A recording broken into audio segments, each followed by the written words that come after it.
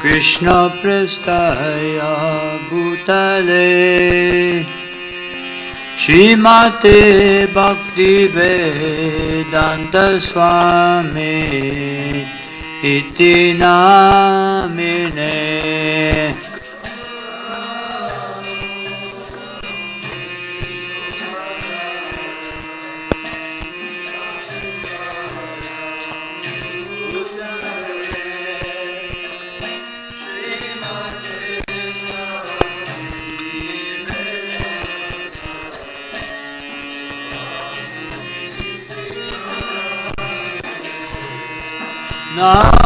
Namaste Saraswati Devem Gauravani Pracharine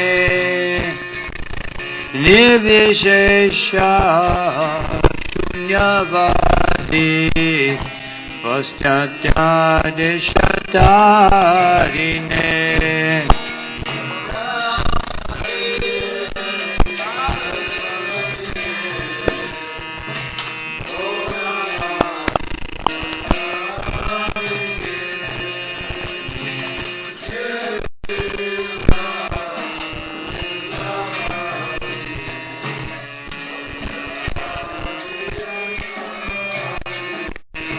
Jai Shri Krishna Chaitanya Prabhu Nityananda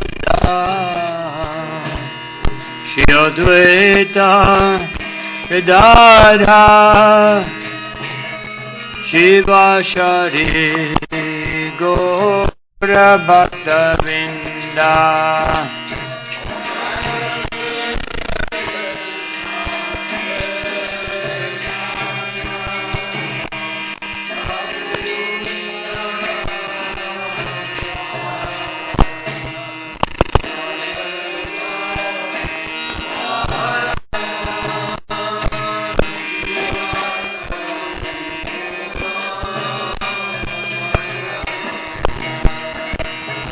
Jai Shri Krishna Chaitanya Prabhu Nityananda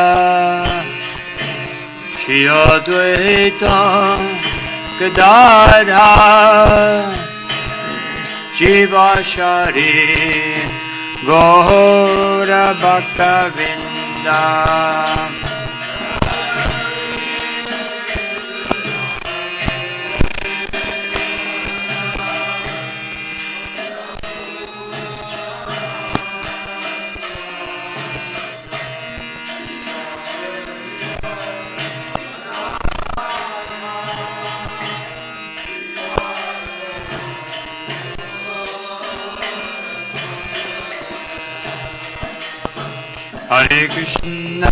Hare Krishna, Krishna Krishna, Hare Hare, Hare Rama, Rama Rama, Hare Hare.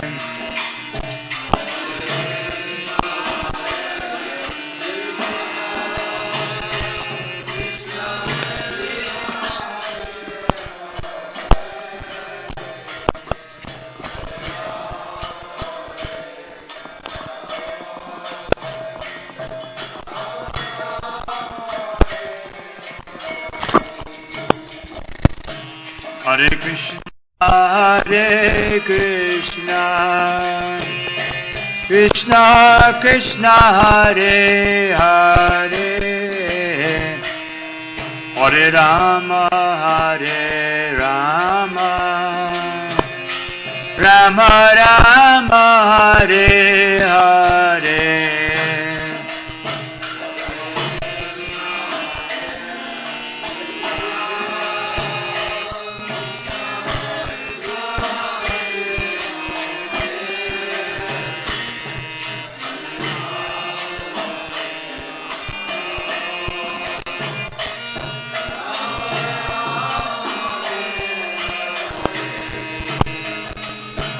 Hare Krishna,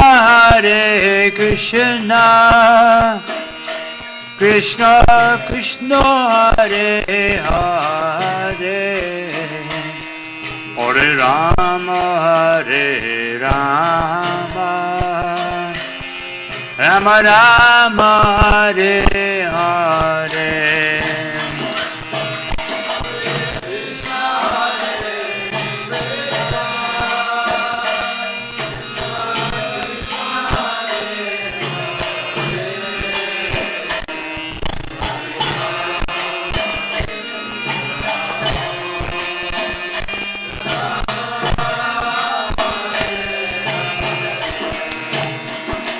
Hare Krishna, Krishna Krishna, Hare Hare, Hare Rama, Rama Rama, Hare Hare.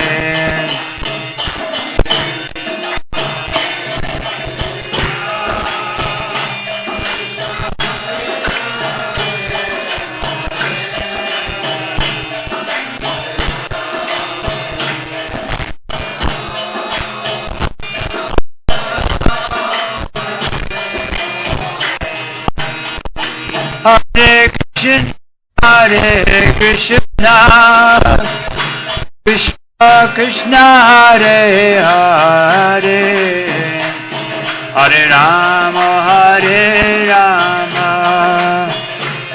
Rama Rama, Hare Hare.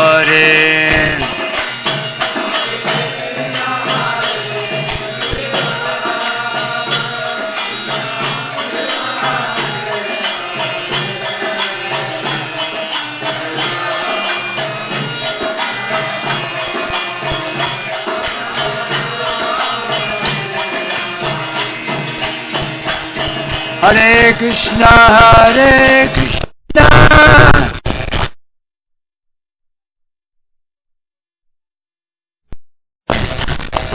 Hare Rama,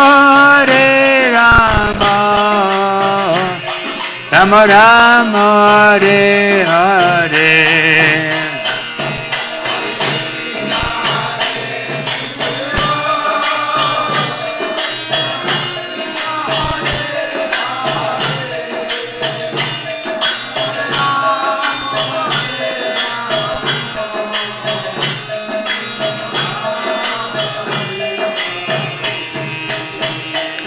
Hare Krishna, Krishna Krishna, Hare Hare, Hare Rama, Rama Rama, Hare Hare.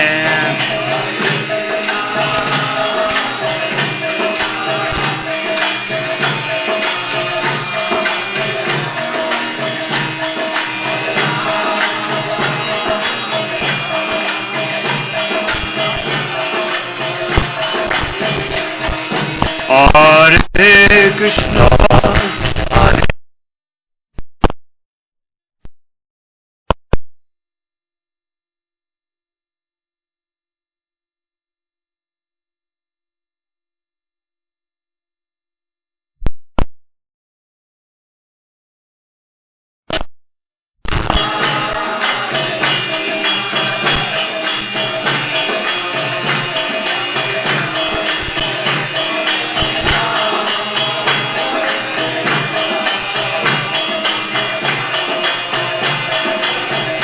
Jai Gaura Haribo, Haribo, Haribo, Jai Gaura Haribo.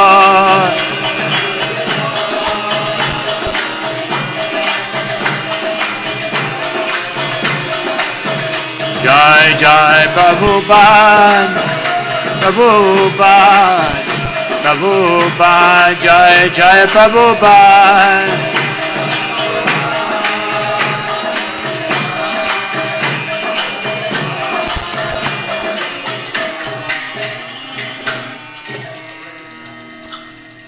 Prabhupada ki, Sai Gaur Premanande Shri Radha Gopinath Ki.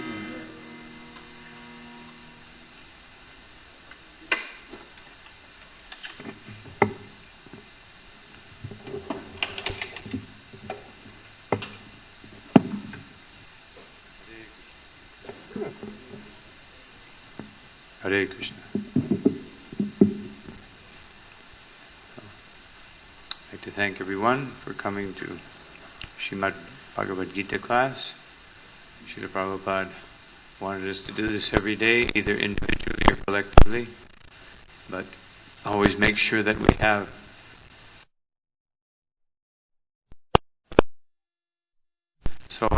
today I'd like to speak on verses 18 and 19. I think we have verse 19 written here. And first I'll recite the first verse, which are placed together here in Srila Prabhupada's Bhagavad Gita as it is.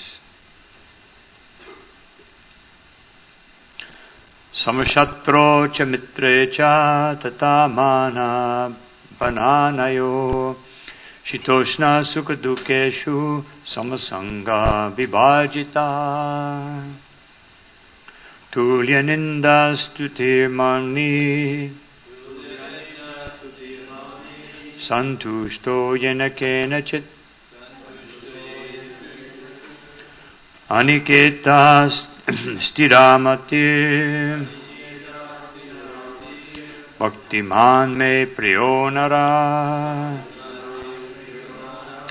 stulya ninda stutir mauni santushto yena kenachit aniketa stiramati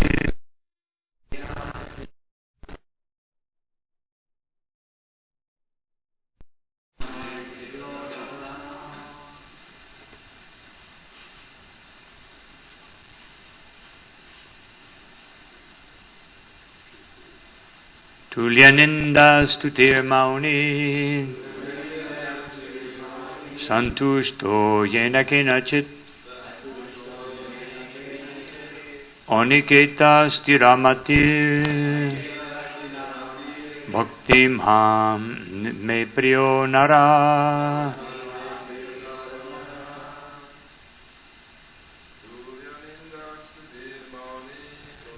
janinda stutir mauni santushto jena kenachit aniketa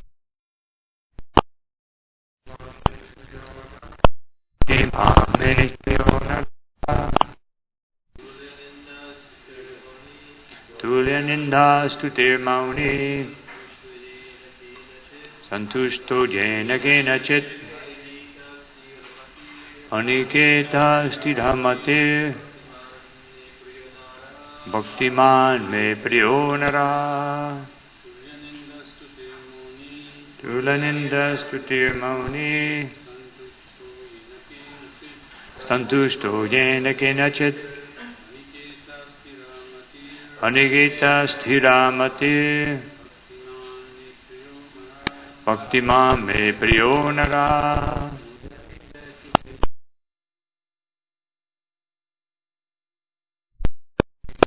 santushto yena kenachit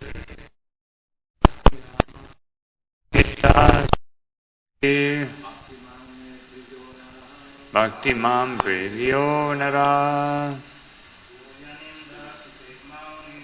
tulya ninda stutir mauni santushto yena kenachit aniketa stiramati bhaktiman me priyo nara. Vaishnavis. Stulya ninda stutir mauni santushto yena kenachit hitastirhamati bhaktiman me priyo nara.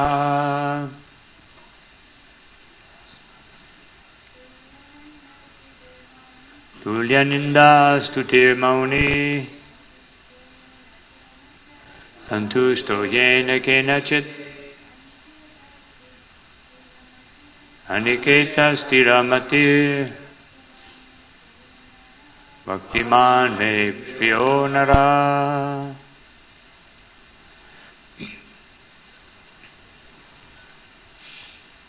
So I'm going to read the word for word, even for the verse that we didn't read, because Srila Prabhupada speaks about some of those words. So, Sama, equal. Shatra, to an enemy. Cha, also. Mitre, to a friend. Cha, also. Tata, so. Mana, in honor. Appamanayo, and dishonor. Shita, in cold. Ushna, heat. Sukha, happiness. Dukeshu, and distress. Sama, equiposed. Sangha vivajita, free from all association. Tulya, equal. Ninda, in defamation. Stuti, and repute. Mauni, silent. Santushta, satisfied. Yena kenachit, with anything. Aniketa, having no residence. Stira, fixed. Mati, determination. Bhaktiman, engaged in devotion. Me, to me. Priya, dear. Nara, a man. Purport. Translation and purport by His Divine Grace, Srila Prabhupada. One who is equal to friends and enemies, who is equiposed in honor and dishonor, heat and cold, happiness and distress, fame and infamy, and who is always free from contaminating association, always silent and satisfied with anything, who doesn't care for any residence, who is fixed in knowledge, and who is engaged in devotional service. Such a person is very dear to me. Everyone can please repeat. One who is equal to friends and enemies, who is equiposed in honor and dishonor, heat and cold, happiness and distress, fame and infamy, who is always free from contaminating association, always silent and satisfied with anything, who doesn't care for any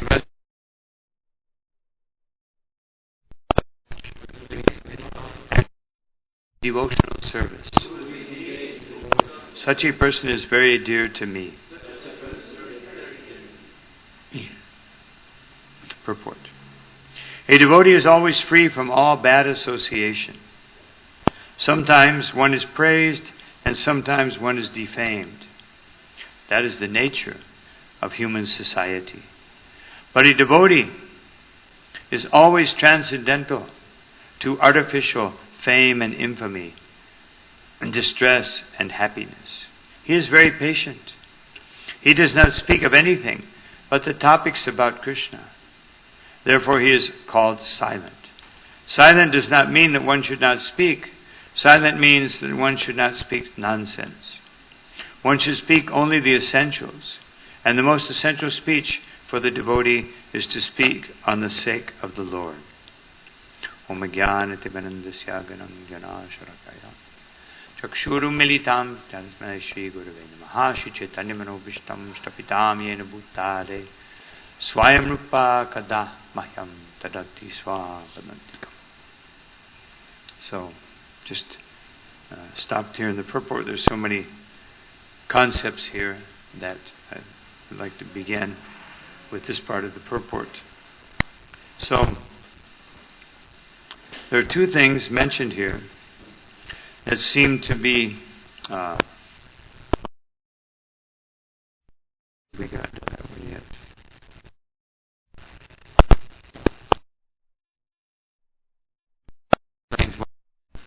Which is being silent. Doesn't mean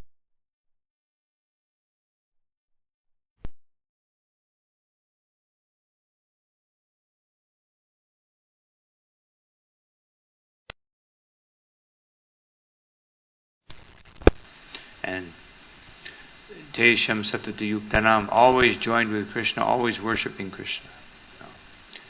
So the best way to worship Krishna in Kali Yuga is Sankirtan Yajna. And the best Sankirtan Yajna, Srila Bhaktisiddhanta Saraswati Thakur explains in his explanation, his purport on Shikshastikam. He says, Japa means to chant within the mind. This is actually japa. Of course, we don't do that. Srila Prabhupada said, what is this nonsense chanting in the mind? Because he could understand that most devotees could not do it. No. And even if someone can do it, then still they will chant according to the instructions of the Acharya. This is what surrender means. Surrender doesn't mean, Prabhupada said that it's nonsense, but Haridas Thakur did it, and Srila Bhaktisiddhanta Saraswati Thakur recommends it, therefore I will do it. This is called Martya Vyatikrama, jumping over the Acharya. No. Srila Prabhupada wrote one famous letter in which he said to one devotee, Gopijana Vallabha, he said, don't try to be a better Paramahansa than your Guru Maharaj. No. And just like Srila Prabhupada did certain things that Bhaktisiddhanta Saraswati Thakur didn't do, and didn't do certain things that Bhaktisiddhanta Saraswati Thakur did, because he had to present Krishna consciousness according to a whole new paradigm. No. He had to come to the West, where everyone's basis of knowledge was totally different. No. So, this is a very important thing, that a devotee is interested in how the Acharya explains things. Just like if we read this verse without any Acharya, without any purport, and probably would be a completely different translation. I remember the first Bhagavad Gita I read, I couldn't understand anything. So I thought, well, this must be really elevated. But then later on I understood, when I read Srila Prabhupada's Bhagavad Gita, that the translator didn't understand anything also. No. So, anyway. So we would think, yes, I shouldn't be speaking. No. This is the impersonalist. The neti, let me eliminate, more and more and more, until there's nothing. No. So, Srila, in the beginning of this chapter, chapter 12, there is a question by Arjuna, what is the best path, personal or impersonal? And some of our acharyas describe the impersonal path as meditating on the Atma. No. We generally think of impersonal, you're meditating on the Brahman. But what is the Brahman? The Brahman is the composition of so many jivas. No. Should have probably explained that many times. That the jivas are situated in the Brahman. So therefore, Baladev Vidyabhushan just says, which is better, worshipping Krishna or meditating on the Atma? So obviously, then, Klesha Dikataraste Sham Avyakta Yakta Chitta. Very close.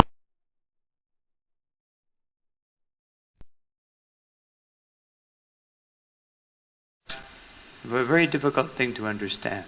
So therefore, if we try to understand this verse, that there's no friends and enemies, well, that's a pretty interesting concept. But most people, as Srila Prabhupada said many times, As far as friends and enemies, most people, even the altruists and the philanthropists, they think that, yes, let us be equal, no friends, no enemies, but then they kill the animals.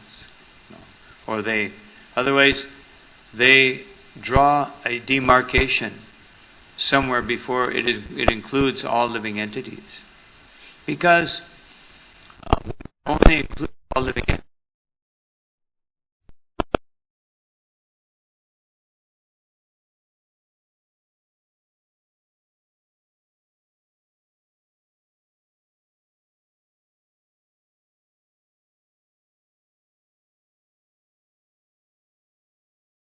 Source of Lord Brahma,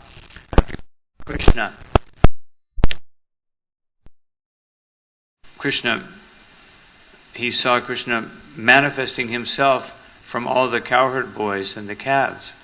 They had converted into Vishnu, different forms of Vishnu. And they were surrounded by personification of knowledge, personification of nature, personification of every aspect of the living entity. And he was thinking, this is simply the form, just the form of the Lord. What to speak of contemplating His qualities and His pastimes. Just His form. So therefore when Lord Brahma began to speak his prayers and Krishna was standing before him with some butter in his hand and a stick in the other hand, he said, this form can be very very amazing and very difficult to understand. It seems like a boy standing with a stick and butter, but I make the mistake to think that way. Mother Yashoda, Nanda Maharaj, they're always thinking of Krishna in that form. Either with butter in the hand, or herding the cows, or eating, or doing something naughty. But they're always thinking of the form of Krishna in that way. But Krishna doesn't chastise them, because they're thinking of Krishna in pure love. But because Brahma was thinking of Krishna in a defying and challenging way, then he was chastised. He was chastised, and actually Krishna, when Lord Brahma, after he committed his offense, he waited for a week. He consulted with different personalities, and before approaching Krishna, he didn't know what to do, he didn't know what to say, he didn't know how to counter his offense. And even when he was approaching Krishna, the day before he spoke with Krishna, he was walking on Govardhan, and some of the cowherd boys saw him walking along, and they came to Krishna and they said, oh, there's this great grand personality with a big helmet glowing and four heads, and Krishna just said, oh, let's go play. They were all amazed at it. Well, Krishna doesn't want to see this person. So Brahma could understand that I've committed an offense. I'm sorry, I was thinking of Indra. But Brahma, when he approached Krishna, that Krishna looked at him in such a way that he could see that he was not satisfied. Although Krishna was smiling, and after Lord Brahma offered his prayers, Krishna was still not fully satisfied, because Lord Brahma separated him from his devotees. That's the worst thing you can do for Krishna. Separate him from his devotee. The devotees are so dear to Krishna. It's like Srila Prabhupada one time, one of the artists, when he was painting the picture, the original picture on the teachings of Lord Chaitanya, he just painted Lord Chaitanya with nobody. And Prabhupada said, what is this? He said, Krishna, Lord Chaitanya, they are never alone. Always. You must put the devotees there. Must put the devotees, must put the kirtan. This is Krishna. So the point is that even the concept of friends and enemies, if one is not a devotee of the Lord, we can't understand this very well. And then he says, equiposed in honor and dishonor, this is very difficult. Because in the second chapter of Bhagavad Gita, Arjuna tells, the Krishna tells Arjuna that to be dishonored is worse than death for a Kshatriya. So therefore, honor is very important for a Kshatriya. But for the spirit soul, when one is actually self-realized, just like the whole Varnashram system is made for the conditioned soul. And this verse is describing the consciousness of a pure devotee. Of course, Arjuna was a pure devotee, but he accepted the body and the duty of a Kshatriya. And therefore, there had to be a conception of friends and enemies. Although internally, Arjuna, which the whole beginning of Bhagavad Gita is meant to show us, and Srila Prabhupada mentions it several times, although sometimes he mentions Arjuna as lamenting in a condition, like a conditioned soul. But Prabhupada says, some of the things that Arjuna exhibited, like freedom from the concept of friends and enemies, was actually a devotional quality. But carrying out his role, he had to act differently. So we all have a role to play, even if we're pure devotees. Just like Srila Prabhupada, he had a role to play. Srila Prabhupada had a role to play as the Acharya.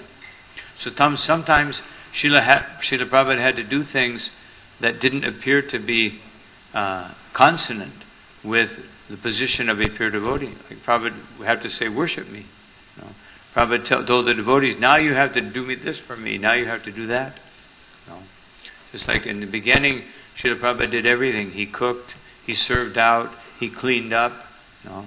And then after some time, Prabhupada said, no, you must understand, I am the guru, you are the disciple. You do these things. I teach you, you do these things. So, the point is that we can't... Varnashram is meant for the conditioned soul. But even the pure devotee acts within Varnashram. Just like Lord Chaitanya Mahaprabhu, when he came before Lord Jagannath, he said, Naham Vipro, etc., that I am not Brahman, Kshatriya, Vaishya, Shudra. None of these Varnashram things apply to me. I am simply the servant of the Supreme Personality of Godhead. But before the devotees and before society, he was the most strict sannyasi. So strict that even his female followers and devotees would have to offer obeisances from a far distance. He would never accept that they could offer obeisances nearby. So this is the role of Varnashram. So honor and dishonor, sometimes we have to act according to the concept of honor and dishonor when we're fulfilling our role in the Varnashram system. But a devotee internally is always thinking differently. A devotee internally, just like sometimes Srila Prabhupada would chastise, or an ordinary father and mother would chastise their child. But internally, they're only thinking of love. How much I love this child. And externally they have to act in a way which seems contrary to, just like Srila Prabhupada told the story of one person, maybe it was Bhaktisiddhanta Saraswati Thakur he told this story, of one wife and husband. They had a small baby. So in that time in India, many thousands of years ago, the houses were bamboo or mud, and snakes and cobras could get in very easily. So they obtained one mongoose, and they put the mongoose in the house. And so the mongoose was protecting the child, and one cobra came into the window, big cobra, and the mongoose attacked him, and they had a fight, and the mongoose was tearing the cobra apart, and blood all over the floor. So then the mongoose was sitting there, and the parents came back, and the lady saw blood on the floor, and she said, "This mongoose has attacked our child." She took a pan and killed the mongoose. And then they walked in the bedroom and saw the dead cobra, so she felt very bad. So sometimes we can misjudge, when we act on the external platform. So a devotee is always very keen to cultivate internal Krishna consciousness. And the internal Krishna consciousness may be very different from the external Krishna consciousness. So, then heat and cold. A devotee should tolerate. That doesn't mean that we subject ourselves, like the tapasvis, that when it's hot outside we go and build a fire, and sit in the middle of it. And when it's cold outside, although that doesn't happen in Trinidad, although relatively speaking, maybe the devotees feel a little cold in January, but in the cold, you don't go to New York and the river and get in the river unless you belong to the Polar Bear Club. They have a club like that in Chicago and Canada, Polar Bear Club. You jump under the ice and swim around and come back out. The devotees don't do these things. Devotees don't do severe austerities and penances. Devotees, they naturally engage in austerities because they're absorbed in Krishna. Just like the 6 Goswamis. They practically didn't eat and sleep, not because they were trying not to eat and sleep, but because they weren't interested in eating and sleep. There's a big difference. If I force myself not to eat and sleep, even in Ekadashi, although ultimately it's recommended that one should fast on Ekadashi, meaning no foodstuffs, not even water. One should stay up all night chanting the holy name and discussing topics of Krishna. Srila Prabhupada didn't do that. No. Because Srila Prabhupada wanted to give the example for the conditioned souls, how they could happily engage in Ekadashi, and increase their devotional service. Because this is the purpose. So if one can increase one's devotional service, one feels so attached to the holy name that one wants to spend Ekadashi chanting the holy name instead of eating and sleeping, then that's very wonderful. But otherwise, Srila Prabhupada said, it's like we were in Delhi, 1976, on Ekadashi, and we had to put up a pandal. So Prabhupada came, it was around maybe 10:30, 11 in the morning, after the morning program. Prabhupada came to the pandal site, and everybody was sitting around chanting japa, because we all understood that you have to chant at least 25 rounds on Ekadashi. So we were all chanting, sitting around, and Prabhupada said, "What is this?" And Prabhupada, and the leader said, "Srila Prabhupada, well, because you said it's good to chant more rounds." Prabhupada said, "No, Ekadashi means more service. Get up, get this pandal up immediately." So everybody got up. We finally understood the essence of Ekadashi.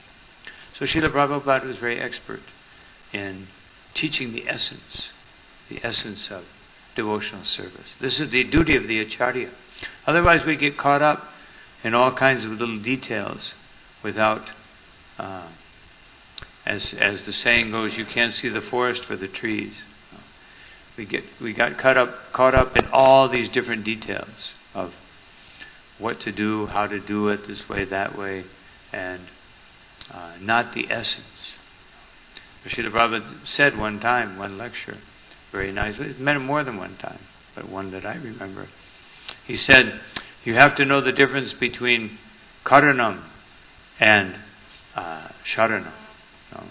One is surrendering and one is just imitating.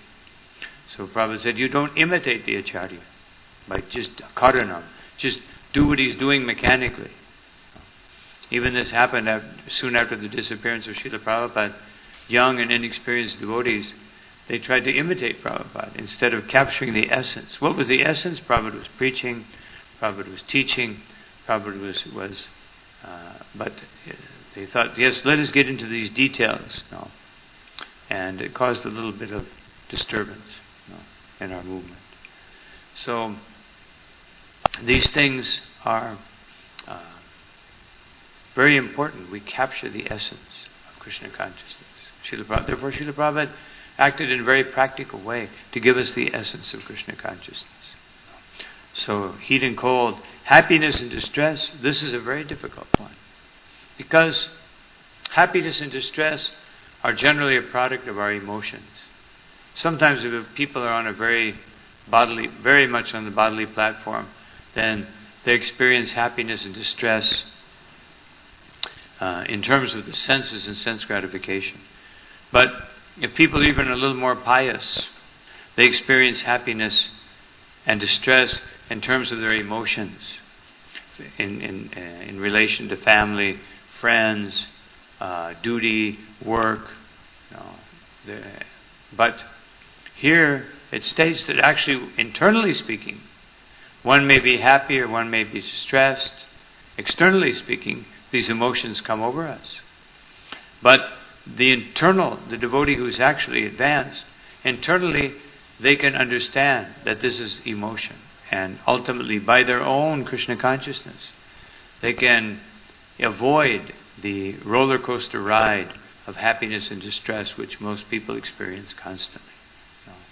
Just like one devotee told me a few weeks ago, we were discussing some problems. This lady devotee said, "I'm very happy."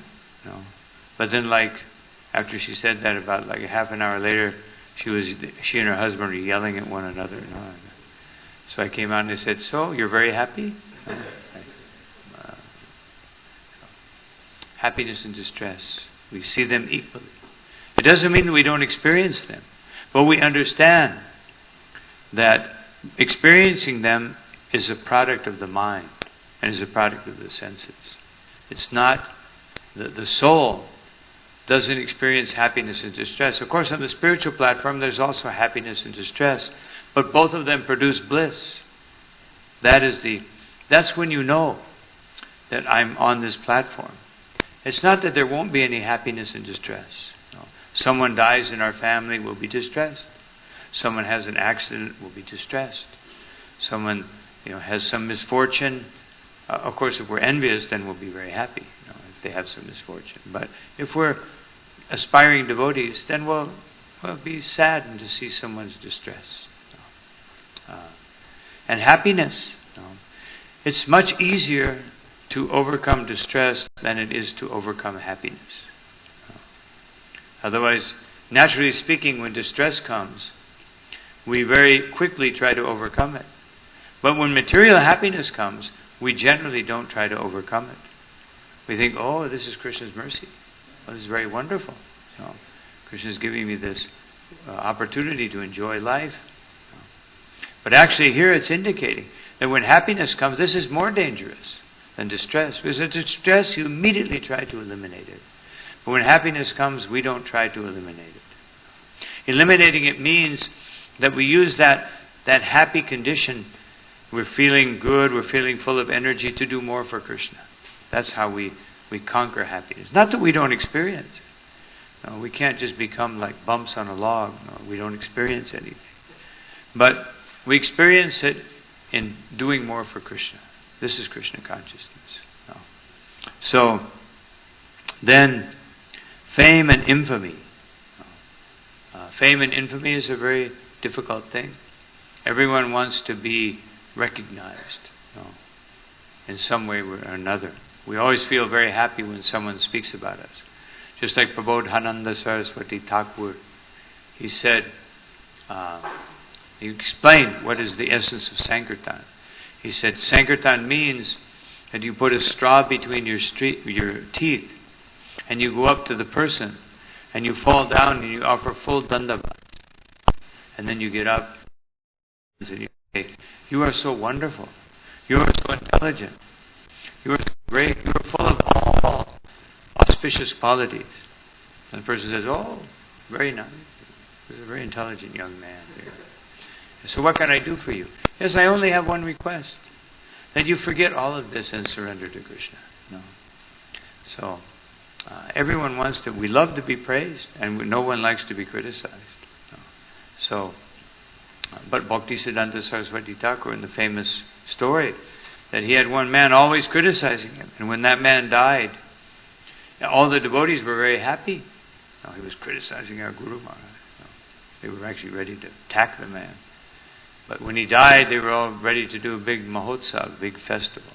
But then Bhaktisiddhanta Saraswati Thakur, he put a very solemn look on his face. He said, he was my best friend, because he criticized me. He reduced my ego. So all these things are, and here's the other one. It says, the other one that seems like, if we don't understand it properly, Sangha Vivarjitaha. That's not up here, it's in the book. Sangha Vivarjitaha, giving up association. The first thing we hear, the most auspicious thing, is Sadhu Sangha. So here it's talking about giving up bad association. And when we talk about silence, it's speaking about giving up speaking anything nonsense.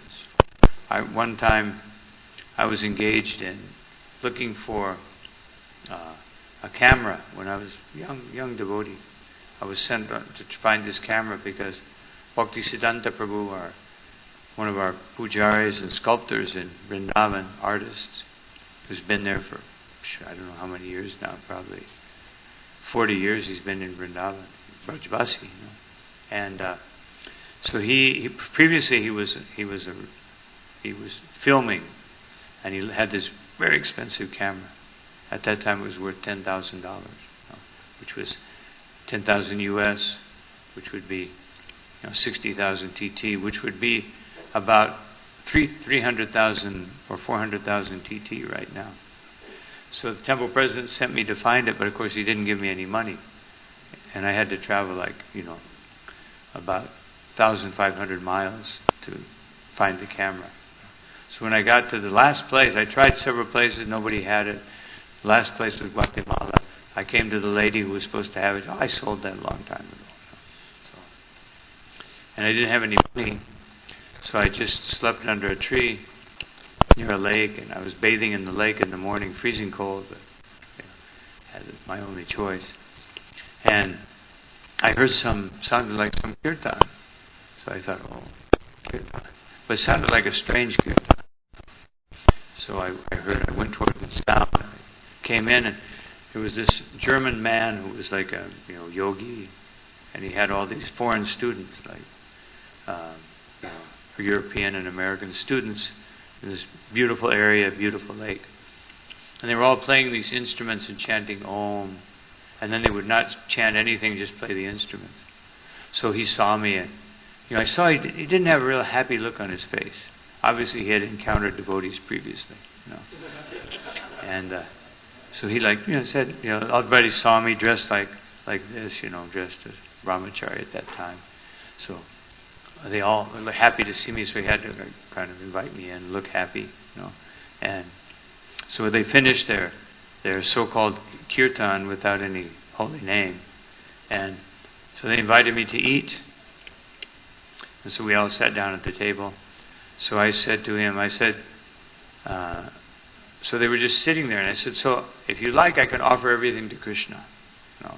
There's some, bread, and it was all vegetarian. And he said, oh, there is no need, because everything is one. And I said, well, then, if everything is one, there's no problem if I offer it, right? And then he said, there's no need for that.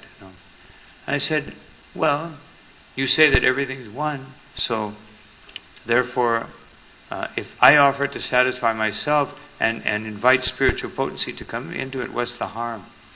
And he went, no, words. We must remain silent. And I said, well, if you don't like words, why are you speaking? And I kept challenging him like that until he just told me, he said, get out. But then he became so angry that actually the students became bewildered. And I said, actually in Bhagavad Gita it says one should be free from anger and frustration and lust and desire, happiness and distress. And he just started cursing at me as I walked out. And all the students, I said, I could see they were all disturbed. I said, if you like, you can come to our temple. And so they all came out, and they left him. He was shouting at the door. And then we all hitchhiked back to Costa Rica, which was 1,500 miles, 15 of us. And they all came to the temple. So this was his idea of silence. That And they thought it was boring. They told me afterwards, yeah, we were actually very bored. The only thing we looked forward to was eating. So, we played this instrument, the twang, the tambura, and they would all sit there. And then when they came to the temple and chanted, they said, oh, this is very nice. Another time, Srila Prabhupada was doing a Pandal program in Bombay, one of the first Pandal programs. And he was invited to speak with a bunch of, Mayavadis, yogis. So the first yogi spoke. He spoke about meditation, pranayama, but Prabhupada tolerated it. But then some other person spoke about some, aspects of philosophy. Prabhupada tolerated it. But everybody in the audience was sitting there, looking around. And then the big Mayavadi came. The big Mayavadi came up and started speaking. And Prabhupada turned to the devotees. He said, "Stop him." The devotees didn't know what to do. Stop him. How do we stop him? We grab him. Do we pull him off the stage? Do we tackle him? And Prabhupada said, "Stop him." And so the devotees, they looked big. There was like 1,000 people there, maybe more, 2,000, 3,000 people. So devotees asked Prabhupada, how do we stop him? Prabhupada said, "Kirtan." And so, because Prabhupada said this, he should be, afterwards, and the devotees started kirtan, everybody became happy and started chanting, dancing, and before they were so bored. And then Srila Prabhupada explained afterwards, he said, when someone is speaking such nonsense, he should be silenced. Prabhupada said, this is the real process of mauna. Just like Prahlad Maharaj, he speaks of mauna, or silence.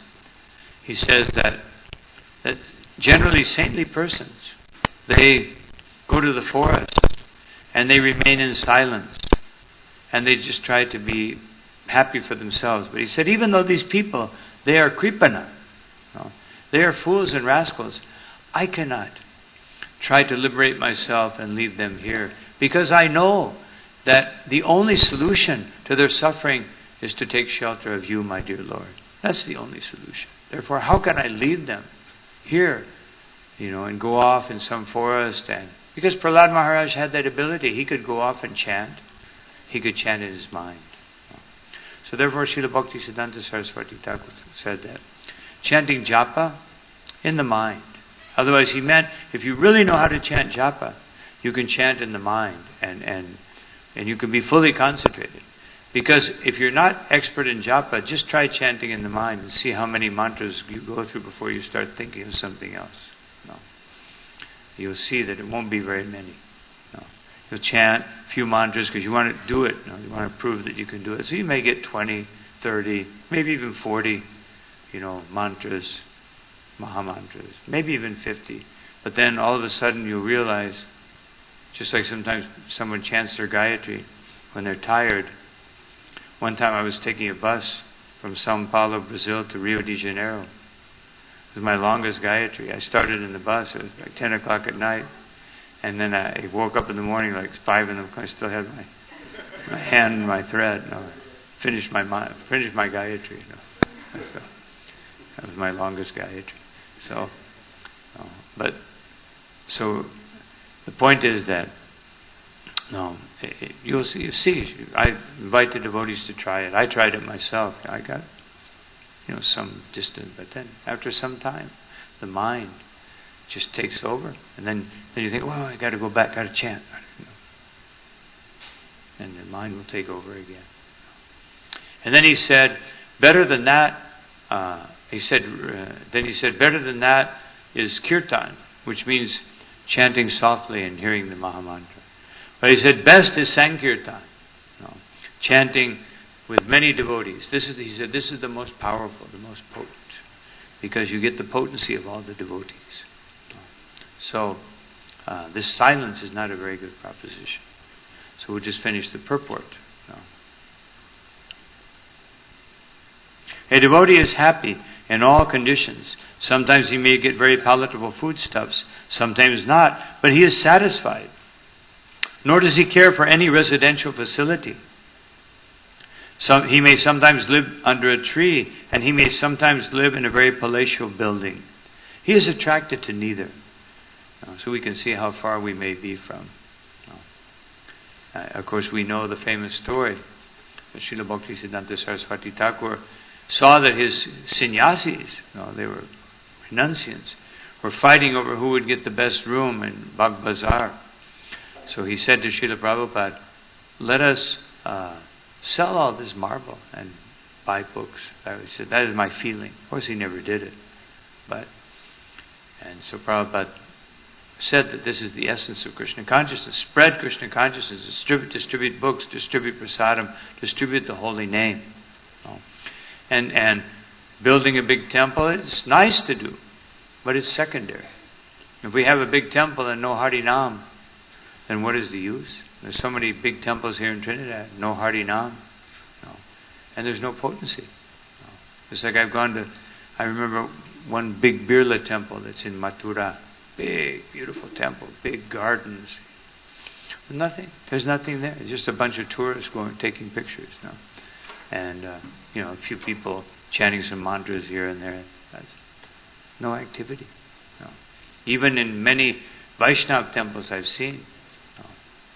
Therefore, Srila Prabhupada said to Gopal Krishna Maharaj and Giriraj Maharaj when he was in Bombay, he said, here I don't want any temple.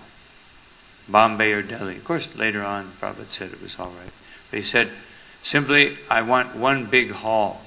You do kirtan and you speak philosophy. People can come in however they want with shoes. They can sit down and listen.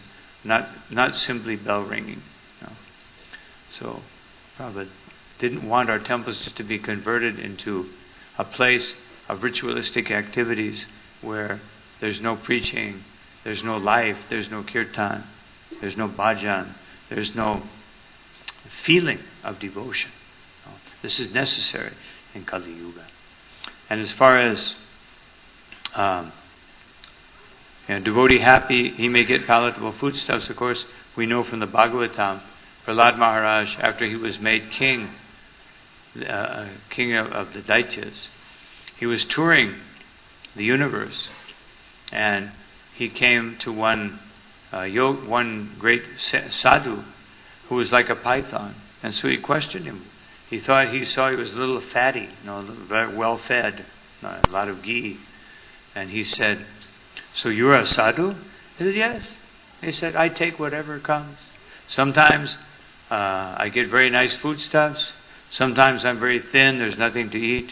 Sometimes I'm dressed in very beautiful silks. And sometimes I have nothing to wear, just some rags.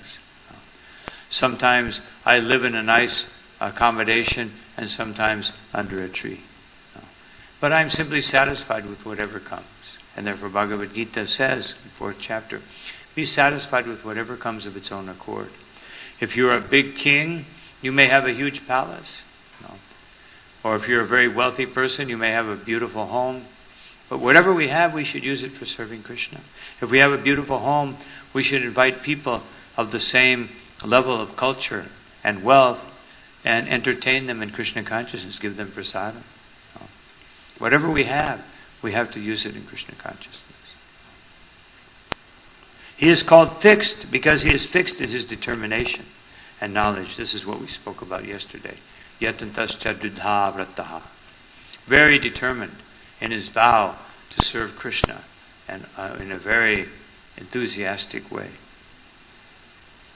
We may find some repetition in the descriptions of the qualifications of a devotee, but this is just to emphasize the fact that a devotee must acquire all qualifications. So, this means that in Krishna consciousness, we never become stagnated. We think, I'm very happy how I am. No. I don't want to advance too much more because otherwise I may have to give up something. No. Because this is contrary. I've heard many people say this, even though you may not believe it. But many people may say it, or many people just may live it. No. I don't want to go any farther. No. I don't want to, I just put my toe in the ocean of devotional service. But I don't want to submerge myself, because what will happen to my possessions? How will I be happy? How will I experience all the desires in my life? And sometimes this happens. Actually, it happens quite a bit. But no, one has to continue. Prabhupada says here, one should have all qualifications. And of course, these will come from bhakti. They will naturally come if we surrender to Krishna, which is the Swarup Lakshana, the main qualification. Without that, no other qualification is worthwhile. And this is spoken about here by Srila Prabhupada. Without good qualifications, one cannot be a pure devotee. Harava bhaktasya kuto mahad guna. One who is not a devotee has no good qualifications. Just like Narada Muni said to Vyasadeva in the Bhagavatam when he was giving his indications on the nature of devotional service. So he said, Tvaktva swadharmam charanam bhujam hare.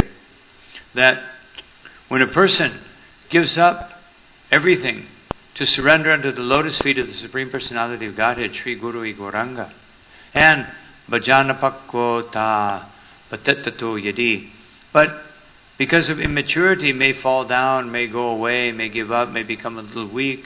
Yatra bhavudra babadra mabuddha mushikim. What is lost? And on the other hand, what is gained? Kovarta arto bhajatam swadharmataha. What is gained if one performs one's material duties very perfectly, but there's no bhajatam, there's no dedication to the glorifying and serving Krishna? Nothing is gained. Everything is lost. So, this is a very, very important point. These qualifications will appear in the first part of the verse that Srila Prabhupada what is that verse? Can't think of it right. The first part of the verse, Harava bhaktasya kuto mahadguna. Yasyasti bhaktir bhagavat kinchana. One should become a kinchana by acquiring all the qualities of a good devotee.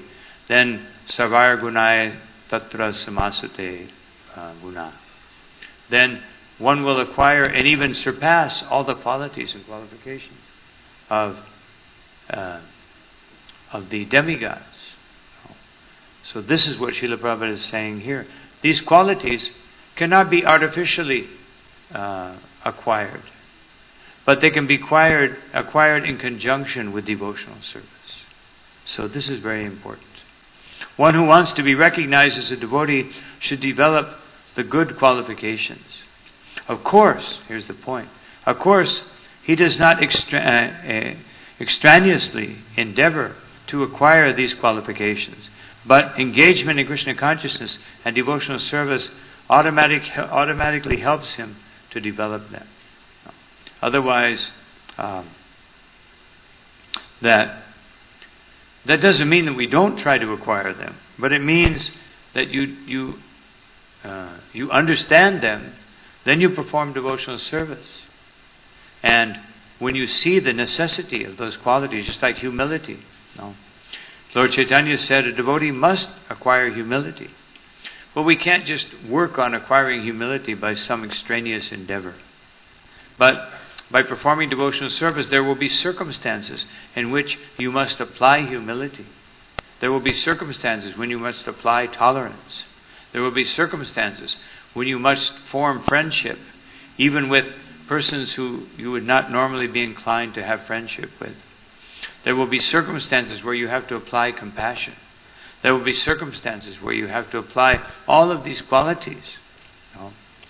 Like not living in a fixed place, understanding the four miseries of material existence. All these things are mentioned in different places in Bhagavad Gita as divine qualities.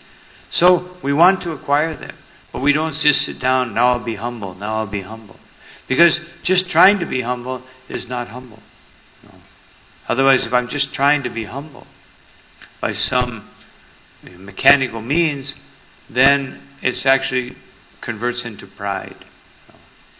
Otherwise, we become very proud of being humble. Yes, I'm humble. But humility will manifest in devotional service. By being put in a position, being humbled. You'll be humbled. It'll be guaranteed. If you, especially in this movement, even here in Trinidad, that also can happen. You will be humbled at some time. And you will be also glorified. And that is a moment to practice humility. Sometimes you will be forced to be humble, and sometimes you will be invited to be humble. Because someone is glorifying you. And someone is saying so many things. So one should think in a humble state of mind that this is actually glorification of Krishna. Because whatever quality I may have, it is coming from Krishna. It is coming from Sri Guru. It is coming from the Vaishnavas. I am only reflecting. I am only transmitting on their behalf. So this is how a devotee thinks. A devotee doesn't extraneously endeavor to acquire them, because otherwise we pass our whole lifetime acquiring all the qualities except the essential one, which is to surrender to Krishna. That is the essential quality.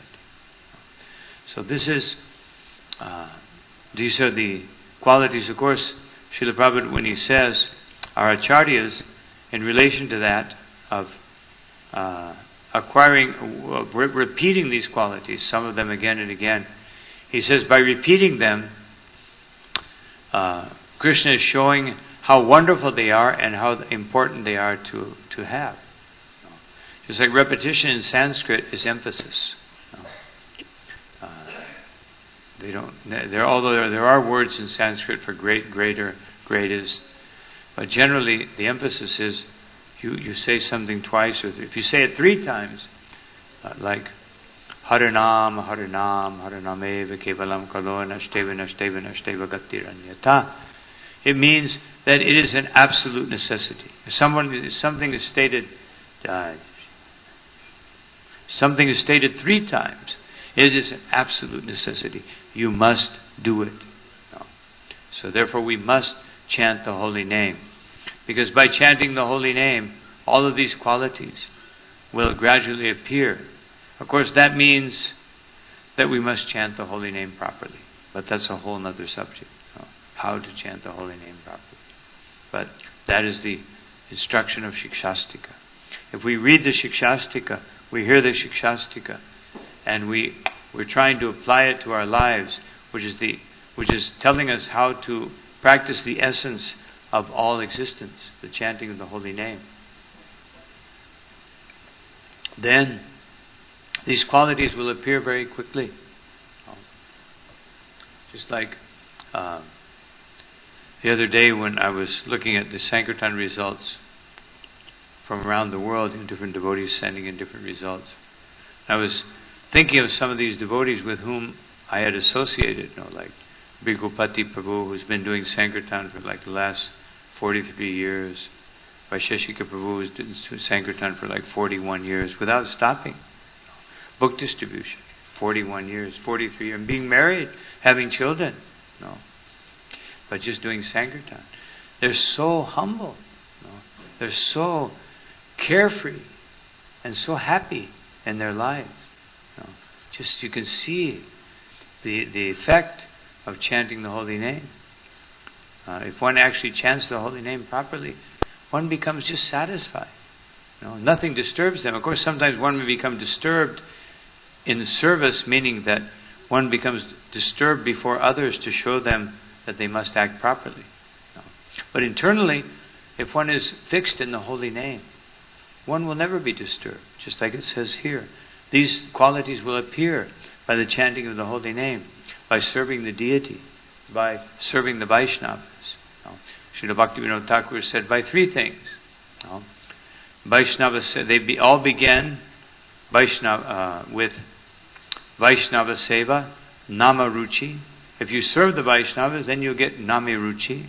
And if you have Nami Ruchi, a taste for the holy name, then Jive Doya. Then you will feel compassion for the living entities. But if you don't serve the Vaishnavas, how can you serve the non-Vaishnavas? If we don't find something worthwhile and worthy in the Vaishnavas, how will we find it in the non-Vaishnavas? And if we don't have a taste for the holy name, how will we go out and give others the holy name? No. Please chant this holy name even though I don't do it. No. That doesn't make sense. No. But sometimes this is what happens. No. And therefore we don't want to go on Harinam. We don't want to go on book distribution. We don't want to go out and distribute prasadam.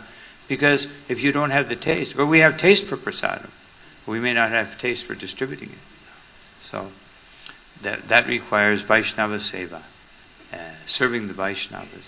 And it requires a taste for the holy name. Then you can do so many things. Then naturally you will want to help others. You will want to preach to others. No.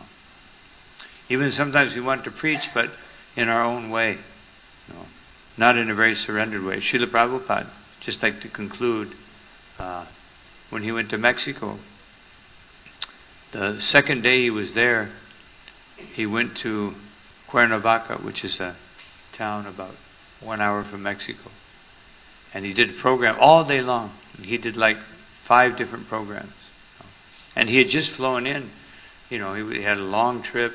And the day before he had this like 5-hour darshan with the people. They come one after another. Because Prabhupada gave the class and the people were chanting downstairs. And then one devotee went outside to tell them to stop. And Prabhupada said, so they are chanting? And what do they want? And he said, Prabhupada, they want to see you, but I can tell them to go away. But he could see how enthusiastic they were. He said, let them come. So they had it was like hundreds of people. And everyone came in one by one and offered his obeisance. Prabhupada blessed them. Another one came in. Prabhupada offered. Every one of them. And every one of them went out crying. And even one lady, when Prabhupada was having the initiation, she was crying. And Prabhupada said, she should also be initiated. She was just crying, seeing everybody getting initiated. So Prabhupada said, she should also be initiated. But anyway, the point is the second day. So Prabhupada was very exhausted. And this is the day they took him early in the morning. He did a program. He spoke in the public square. He spoke in the Masonic Lodge. He spoke in another place. He did an afternoon program. And then they drove back to Mexico City, which is like curvy road all through the mountains. Like very, very difficult road, and full of trucks, and Prabhupada was chanting. And then they got back like 7:30, 8 o'clock at night. Prabhupada had not eaten all day. He took a little fruit, not eaten all day. And the day before, he also just had a little prasadam when he arrived. And then the temple president, it was actually about, and Prabhupada just took a little like puri and a little sugar. And then the temple president came in and said, Srila Prabhupada, I hate to say this, but it's my duty that actually, if you would like, you're invited to do a TV program this evening, but it's at midnight. But Prabhupada, better we forget it because you haven't eaten, you haven't rested. Prabhupada said, how many people? And he said, millions of people. Prabhupada said, we must go. And Prabhupada said, then the temple president said, but Prabhupada, you haven't rested. You'll be up to 1:30, 2 o'clock in the morning. And Prabhupada said, today we preach, tomorrow we sleep. And so Prabhupada went to the program. It was so successful that the man in charge, the interviewer, after the program, he was sitting there. Temple President Chittakananda Prabhu went up to him, and he was sitting like this with his head bowed down. And so he said, "Is something wrong?" And he could barely speak. And he said, "I've never met such a wonderful person." He said, "I've interviewed hundreds of people, hundreds of dignitaries, politicians, famous people, writers from all over the world, but this person is the best person." He couldn't even speak. He was so touched by Prabhupada's presence. So, point is that this is the taste of chanting the holy name. When we chant the holy name properly, when we serve the Vaishnavas, when we worship the Vaishnavas, when we worship the deity, when we see Krishna in his deity. Seeing Krishna in the deity means that I want to serve the deity. Every time I come, as Rupa Goswami says, every time you come to see the deity, you should bring some gift, a little fruit, some flowers, something. You should never come before the deity without some gift. No. And if you have no gift, because you're too poor or some reason you can't bring some flowers or something, then you glorify the deity. No. Not that we come from the deity to take. Oh, please give me this blessing, that blessing, do this, fix this. No. But we come before the deity to offer. That is surrender. Surrender means from my heart to Krishna's lotus feet. No. And that will give us that potency and that taste in devotional service that we never want to give up. No. We never want to lose. No. We always want to taste. No matter how difficult it is, it doesn't matter. Srila Prabhupada gave that example. So anyway, I'll stop here. Any comments or questions? Yes.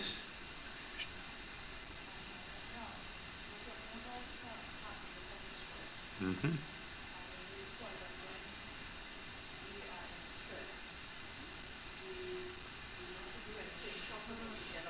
Mm-hmm. Yeah.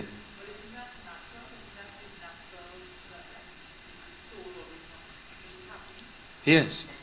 Yeah, it is natural. But an intelligent person will understand, be able to distinguish between material happiness, which will end and ultimately give me more misery, and spiritual happiness, which will actually satisfy the soul. But because, as you say, the nature of the soul is to be blissful, then we interpret material happiness as what is desirable. But actually, a devotee distinguishes between material happiness, just like speaking about happiness and speaking about being detached with no place to live. When Markandeya Rishi received the blessing, well, actually later on he said it was more of a curse, from Lord Brahma, that he would live through so many kalpas. And in one of those kalpas, his disciples said, "Let us build you some shelter." He was just meditating, just speaking, living out in the open. "Let us build you some roof." He said, "No, I'll only be here for a short time. No. Only a few thousand years." So, the point is that that type of happiness, just like Lord Chaitanya, Sarvabhauma Bhattacharya said about Lord Chaitanya, Vairagya Vidya Nija Bhakti Yoga, that Lord Chaitanya was very happy to see his devotees acquire knowledge and to be renounced. So renunciation means to understand that I don't want to become overly involved in material happiness, to be able to distinguish between material happiness and real spiritual happiness. Because spiritual happiness never ends, it only increases. So that's basically what it means. Because we hear it all the time through Bhagavad Gita, free from happiness and distress. But like you say, because of the nature of the soul, that's why it's more difficult to give up. Because the soul wants to feel bliss, and in the absence of real bliss, the soul says, "Oh, this happiness that I'm experiencing for a half an hour or an hour or 2 hours, go to my movie." But you watch a movie, and immediately you're in distress, it's going to end. No. If it's a good movie, then, it's going to end. Yeah. Is it ending now? Oh, it's going to end now. No, there's a few more scenes. Oh, now it's going to end. I kept going, but now it's going to end. No. Or eating. No. Start eating, feel some happiness, then, I'm getting full. Oh, no. So that external happiness for a devotee is not very interesting. No. But good point, very good point. Yes. You said that material happiness is very dangerous, more dangerous than material suffering. Yeah. So if people live by that principle, like in a Vaishnava home, people would have thought cruelty or children. No, it's not that you want to experience distress. It means that overindulgence in happiness, or thinking that this is the real nature of the soul. Otherwise, when people cultivate material happiness, what happens? They automatically enter into distress because they have to work very hard to get the money to be materially happy. And then when you become materially happy and maybe you become very wealthy and then it gets taken away, then you become more miserable than you've ever been. People actually die. It's very common that people die of anxiety when they've acquired so much wealth or material happiness and then it's taken away from them. They can't live. We can see that when a devotee or any person acquires a more comfortable life, then if they try to go back to what it was before, it's very difficult. It's very difficult to give it up. And therefore Krishna says, Niryoga Kshema Atmavan. Better to not acquire anything and then not have to renounce it. Otherwise, of course we have to acquire some things. But the point is, we acquire them for maintenance. And of course, it's natural because the conditioned soul will look for some material happiness. They will experience it. But Bhagavad Gita warns us that once that material happiness is over with, you will feel distress.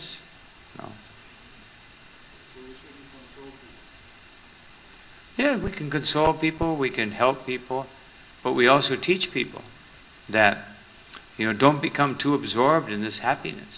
They must have it because they don't have spiritual bliss.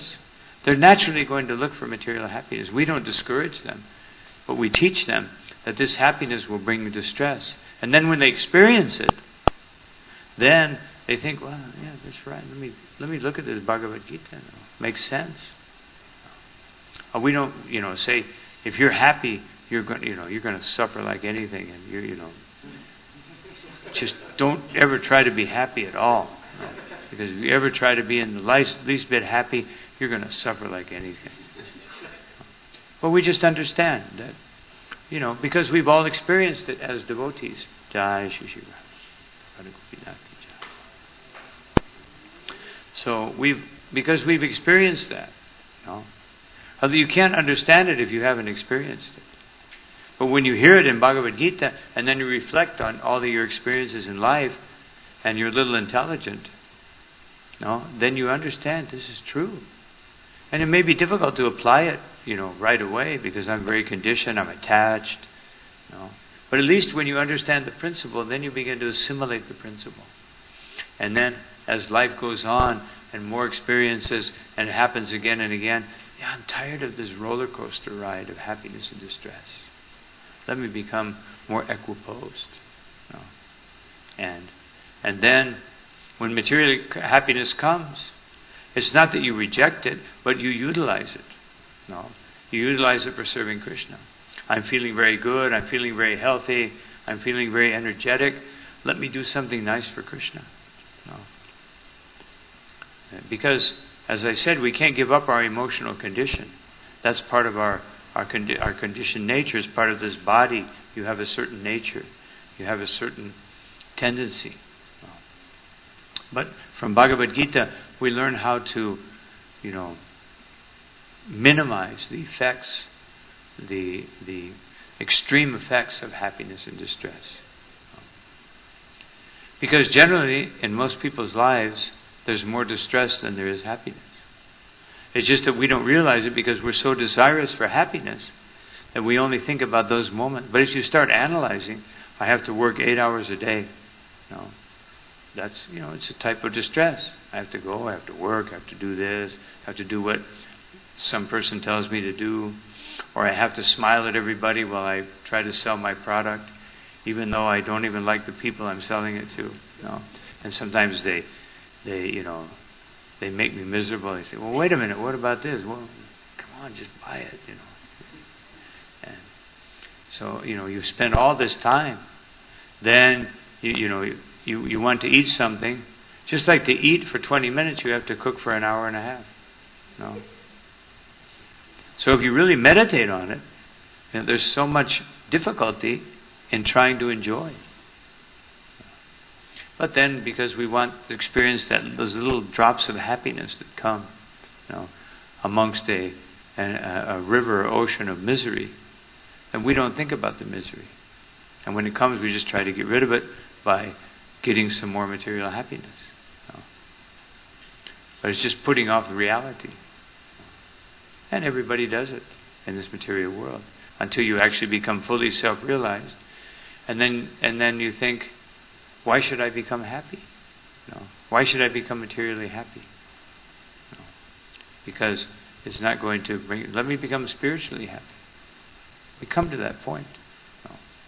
Hopefully, everyone will come to that point. That's the purpose of this movement. And that's why Krishna speaks like this in Bhagavad Gita. I mean, we see Bhagavad Gita sounds a little heavy. And then when we come to Bhagavatam, it sounds even heavier. And then when you come to Chaitanya Charitamrita and you see, the lives of some of these devotees, the Goswamis sleeping and eating, 1 hour or 2 hours a day, all their sleeping and eating is done.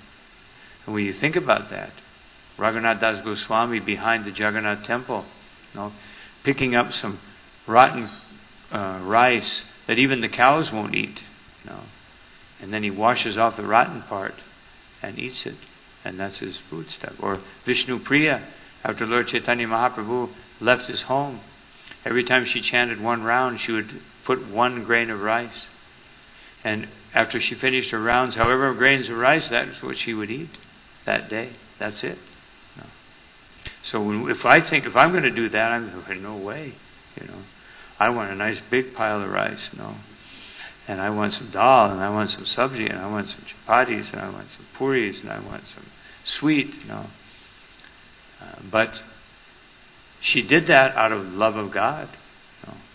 She didn't do that because, let me do this austerity and I'll show everyone how, I can surpass them in austerities and penances. No. It was natural. She was thinking that way, so attached to the holy name. I have to eat, so let me do it this way. I have to do this eating. Raghunath Das Goswami was thinking like that. Now I have to eat. I have to eat. I have to sleep. No. So we want to come to that point where we do it because, we have to do it because it's for the body. But, I'd rather be chanting Hare Krishna. I'd rather be hearing about Krishna, speaking about Krishna, meditating on Krishna, remembering Krishna. That's our goal. So all these things put together, the experiencing of happiness and distress, honor and dishonor, which we all do. But when we hear about it, that this is not the goal. This is actually conditioned life. The more we hear about it, the more we can gradually transcend it. Some people can transcend it more quickly than others. And they give the example. But they should feel compassion and love and try to help those who can't do it by giving the example and showing how to be happy in Krishna consciousness. Not criticize the others or feel that they're better. They just feel that I'm fortunate somehow or another, even though I don't deserve it, Krishna has given me this opportunity to be free from some of these things. By the mercy of Sri Guru, I have gotten this opportunity. And then we look at Priyavrata, or we look at Kardam Muni, because he was so much more advanced than his wife. He was seeing she was suffering, so therefore, by his mystical potency, he provided material happiness, and he lived within that atmosphere of material happiness to help her out of compassion. Of course, he had a condition. As soon as we have a son, I'm gone. I'm out of here. And she accepted. So that both sides, this is how we work together. The strong help the weaker. But they also require the weaker. You have to do something also. You do this, I'll do this. This is how we preach Krishna consciousness. We sacrifice for others, for the benefit of others. If we're more Krishna conscious. Not that we put others down because they may not be as Krishna conscious as I am. Well, just see, I'm very Krishna conscious. I don't want to associate with them, not so Krishna conscious. No. we feel compassion. So I think it's a little late. We'll stop here. All glory to Shri Guru, Shri Gauranga, Shri Prabhupada, Ki Jai, Shri Shri Radha Gopinath, Shri Shri Gaur Nitai, Ki Jai.